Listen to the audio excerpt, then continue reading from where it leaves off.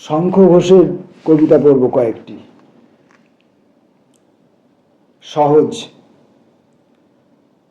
আমি সবার চেয়ে কম বুঝি, তাই আচম্বিতে আমার বাঁ পাশে হেসে পিঠ ছুঁয়ে চলে যাও।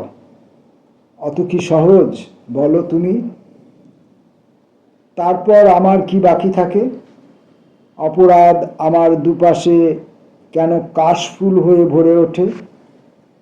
শরীরে শারদ বেলা নত হয়ে নেমে আসে, যেন বা আমিই শস্যভূমি। অত যে সহজ নয়, মাঝে মাঝে তাও ভুলে যাই।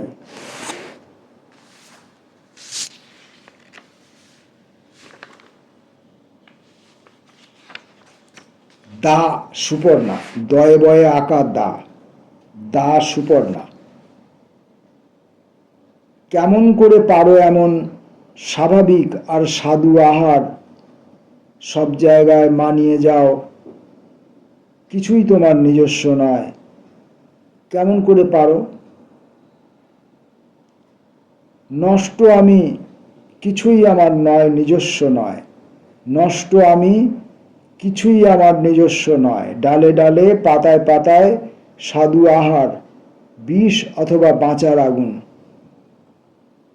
ধরে ব্যাপক মাটি, দীর্ঘতর বট, এমন জটিল ঝুড়ি সমকালীন সব জায়গায় থাকি। আমার অন্য একটি পাখি কেবল আড়াল করে রাখি।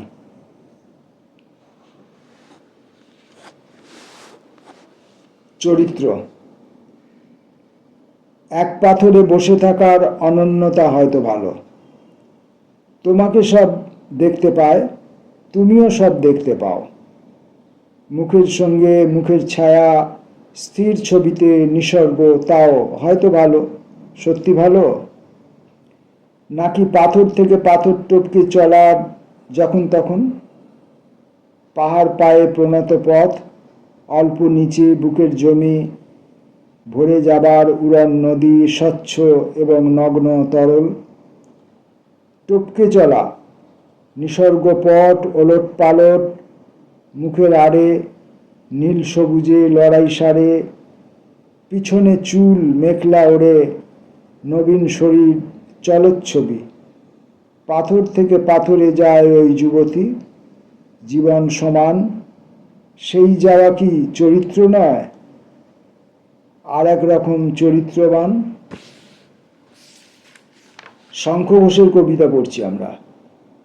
দেহ। আসছিলুম সনাতনীর মাঠ পেরিয়ে, বুকেও কত অল্প চাপ ছিল, সলতে জলার তাপ ছিল। মুখোমুখি হতেও পারে গ্রহের ফেরে। পাশে পাশে সৎ অর্জন। দেহ কোথায়, দেহ কোথায় বলতে বলতে তাড়া করল নাগরঞ্জন। বলতে বলতে দেহ তাড়া করল নাগরজন। আমি চোখে কম দেখছি। দেহ কোথায়, দেহ কোথায় বলতে বলতে তাড়া করল নাগরজন। তাদের তো দেহটাই চাই শুধু। এখনো সব শুনতে পাই না। পকেটে এক ঝাপসা আয়না, ভাঙা চিরুনি, চাদর মুড়ি, নৌকো চটি। আসছিলুম তোমার প্রতি। এই হলো দেহ। নষ্ট। নষ্ট হয়ে যাবার পথে গিয়েছিলুম প্রভু আমার। তুমি আমার নষ্ট হবার সমস্ত ঋণ কোটর ভরে রেখেছিলে।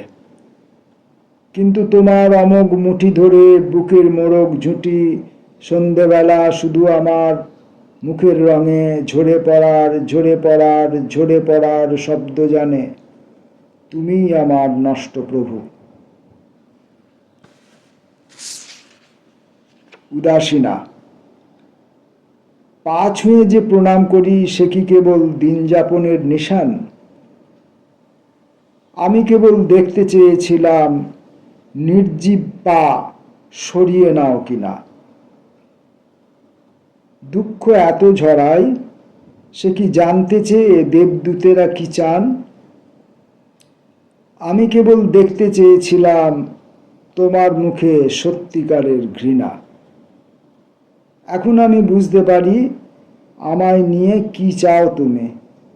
দুপুর জ্বালার মধ্যখানে, সূত্রপাতে অবসানে তুমি আমায় দেখতে চেয়েছিলে, দুহাত ধরেও থাকবো উদাসীনা।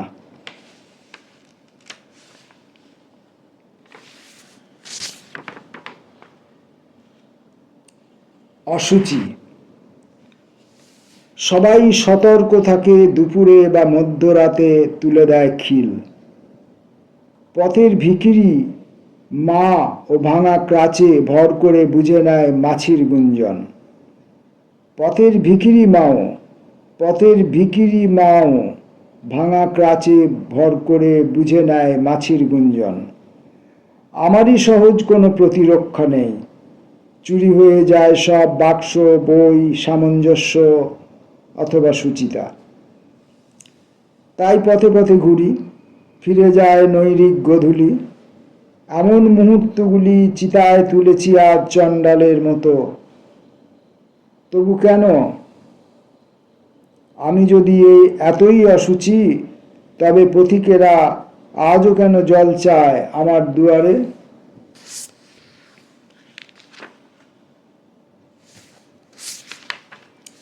শঙ্খ ঘোষের কবিতা পড়ছি। আর একটি কবিতা পড়ব শঙ্খ ঘোষের, না। কবিতার নাম না। শেষ কবিতা আজকের মতো। এর কোনো মানে নেই। একদিনের পর দুদিন, দুদিনের পর 3 দিন, তারপর কি? একজনের পর দুজন, সুজনের পর দুর্জন, কিন্তু তারপর কি? এই মুখ, ওই মুখ, সব মুখ সমান। তুমি বলেছিলে ঘর হবে, ঘর হলো, তারপর কি? তুমি বলেছিলে স্নেহ হবে, স্নেহ হলো, তারপর? কত দূরে নিতে পারে স্নেহ? অন্ধকারও আমাকে সন্দেহ করেনি কখনো। বুকে বসে আছে তার এত বড় প্রতিস্পর্ধী কোনো। না এর পরে না, না এর পরে না, না এর পরে না, তারপর কি? পা থেকে মাথা, মাথা থেকে পা, তারপর? কোথাও শুরু নেই, কোথাও শেষ নেই, কোনো তারপর নেই, কোনো প্রাপ্তি নেই, কোনো অপ্রাপ্তি নেই, কোনো শুদ্ধতা নেই, কোনো অশুদ্ধতা নেই, কোনো সততা নেই, কোনো অসততা নেই। আর যদি থাকে তো সব কিছুই আছে। না বললে নেই, আছে বললে আছে।